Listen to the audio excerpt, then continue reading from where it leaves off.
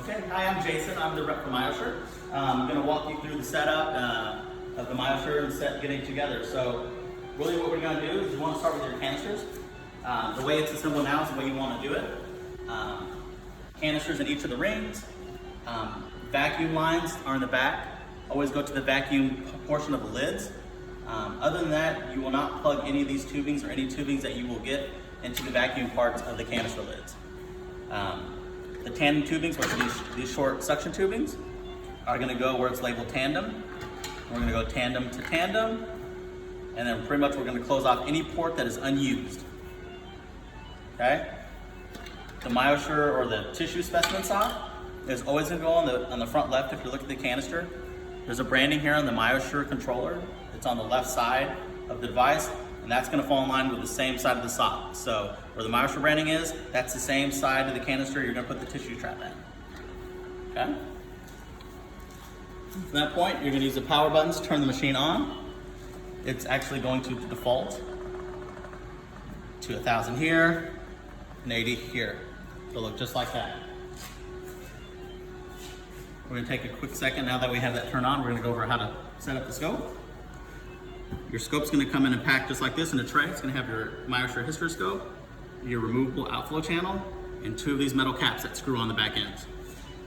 From the disposable standpoint, you're going to need your Myosure device, your inflow and outflow tubing. Your outflow tubing has the yellow ends. Your inflow tubing has this blue end. You're going to have a little peel pack on your cart. Looks just like this. Well, actually, it doesn't look like this. This is what's inside them. You have 2 rubber caps. And what you do, you're going to take each of these, put them dome side down. One goes in the back end of the hysteroscope, and then you finish it off by putting the metal cap over it. It just screws on. We're going to do the same thing with this removable outflow channel. Seal, dome side down, screw cap on the back end. Then you're going to slide the outflow channel in the back end of the scope. Okay? It will not lock in, but with the seals are in it, it's sturdy enough this is not going to just fall out. So it will rotate. If they end up using the Myosure device, this pulls all the way out, and the Myosure device goes in the back channel. We'll show you that here in a second. So circulators, actually I'll start with text. Your inflow and outflow tubing, we'll start with the inflow tubing. Anything blue or yellow stays sterile with you, so you're going to keep the blue end of the inflow tubing, attach it to the lure lock on the inflow part of the scope.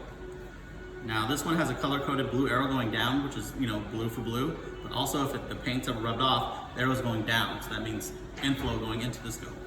There is one. It's in 24. It's a special case with Hunter. And then your outflow tubing, so just like with the inflow tubing, we're going to keep both yellow ends on the sterile fill. This end with the clamp, we want this clamp undone. This is going to go to the nozzle on the under buttock drape. So we would plug that in. This part looking just like the inflow lure lock is going to go on the outflow portion of the scope. And there's an arrow pointing out, which is showing you that that's outflow. So twist that on. One thing when you pass the circulators, make sure you go under the patient's leg as opposed to over, since we want a direct line go straight to suction. Circulators, this will go to this front right canister. So I will put it in this patient part of the canister lid.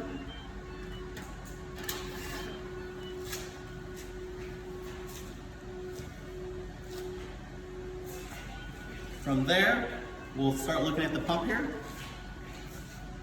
The pressure reading here is right here, so it defaults to 80 when you first turn the machine on. That will go as high as 150 and as low as 40 millimeters of mercury of pressure. The position should dictate where you put the pressure to, so it's usually a good point to start at 80. This column here where it says fluid, that's actually recording your deficit, so we're setting the alarm for when we want the pump to tell us when we're done with the procedure.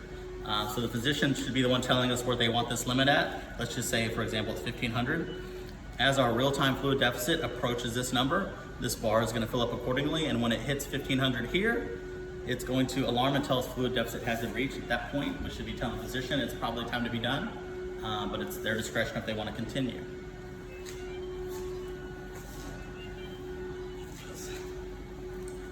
Circulators, when you're plugging in the inflow part of the scope, there's an arrow on this cassette, and it matches the arrow on the side of this pump here. Insert the cassette, the arrows will be parallel to each other, and it's the only way it'll fit in. Take it, spin it around the wheel, and I want you to pull until this plastic piece fits in the groove that's made for that. From there, we're going to spike one 3,000 bag of saline, clamp the other end, and then from there, we're just going to follow the prompts here on the little screen. So when the scrub techs and physicians are ready, they're going to open their inflow on the scope, point it towards the under buttock bag or a basin, and the circulator is going to hit prime. So we're going to hit prime. That calibration running will take about 15 seconds. When it is complete, it will beep, and the screen here will tell you that calibration has been successful. And we will wait for that.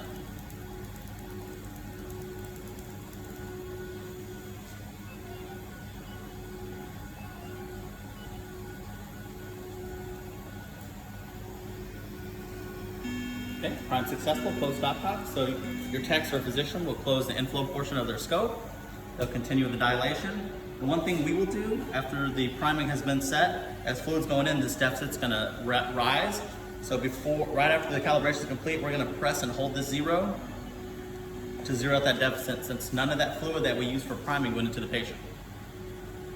At that point, they can proceed with the hysteroscopy. If they decide they are ready for the Myosure, scrub techs, you are keeping the handpiece with you, passing everything else off to your circulators. This, just like the outflow tubing, will go underneath the patient's leg as opposed to over. Circulators. The way this plugs in, this is your Myosure controller unit. Top skinny piece goes in the top here, short stubby piece at the bottom. Push it right in until it clicks, and then you'll insert the suction part of the tubing onto the tissue trap, since we want to collect anything that's shaved to send off to pathology. So I plug that in the tissue trap. Now you'll notice the pump did pause. So all we do is we press resume. So it tells you canister change, press resume. Once it resumed, they are ready to proceed. The foot pedal plugs in right here. And then they're ready to go. Scrub techs. This piece comes out, the outflow channel. The device goes through the back end. The physician will shave from there. They'll use the foot pedal to activate it. When they are done, all they do is close their inflow. You can pause the pump, dispose of your disposables, which are the handpiece and the inflow and outflow tubing, and that is it. If you have any questions, call me.